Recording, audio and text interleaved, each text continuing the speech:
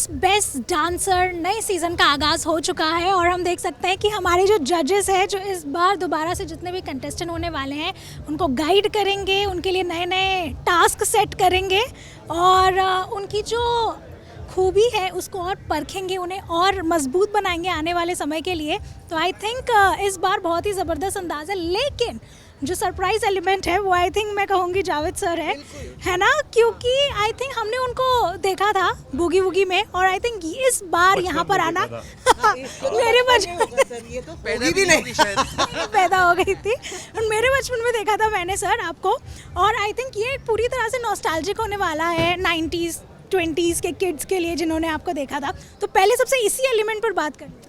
नहीं बहुत 13-14 साल बाद लौटा हूँ कुर्सी पर जो भी है और डांस से ऑलवेज जनरली आई मीन लगाव तो था ही, इसीलिए हमने शुरू किया था वो show. But it's a pleasure because दोनों ये तो मतलब इनका लॉन्च ही हम मेरे साथ हुआ था।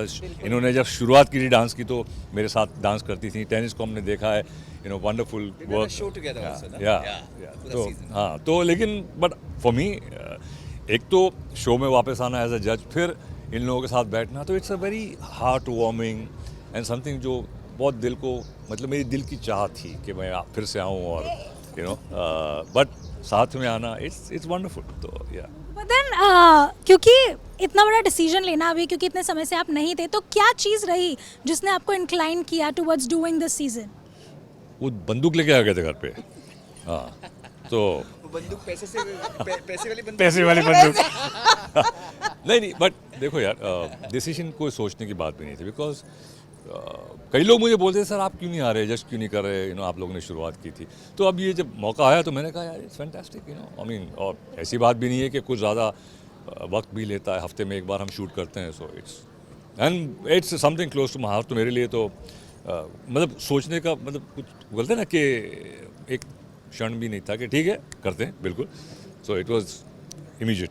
बट देन आप प्लीज़ बताइए, क्योंकि वो कह भी रहे हैं जावेद सर के किस तरह से कितना नॉस्टैल्जिक है उनके लिए भी, और आप सभी ने ऑलरेडी उनके साथ एक एक मेमोरी शेयर की है, एक बॉन्ड है जो आप शेयर करते हैं। तो यहाँ पर when we are shooting also कितना एक जी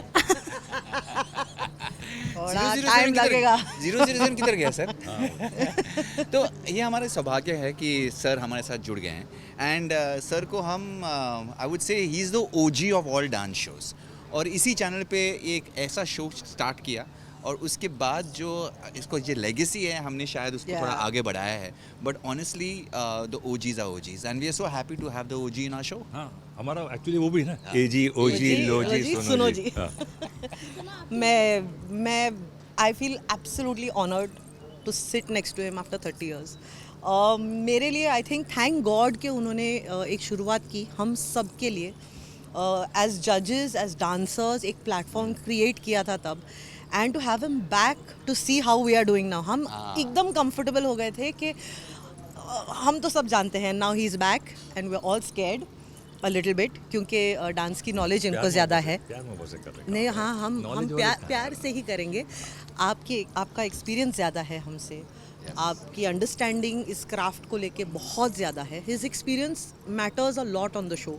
बच्चों को इस जनरेशन के लिए ना I think they couldn't be a better example, a better जज, a better story teller than for him to be on that panel.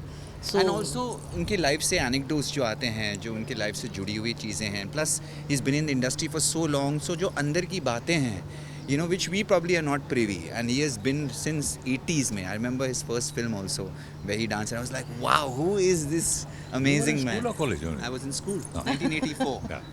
You were my senior in school. How much? 84 it came out. 85. Beginning of 85. Yeah. तो बोल baby बोल is like iconic, और उसी गाने को इतना छापा है ना सर। मैंने स्कूल खुद में इतना छापा इनके साथ। छापा है ना, वही कैसेट को देख कर रिवाइंड करके वही स्टेप्स, वो जाइविंग का जो स्टेप्स था, after that it was only in Kayamat Se Kayamat when we saw that principal dancing very beautifully. Tommy Song, yeah.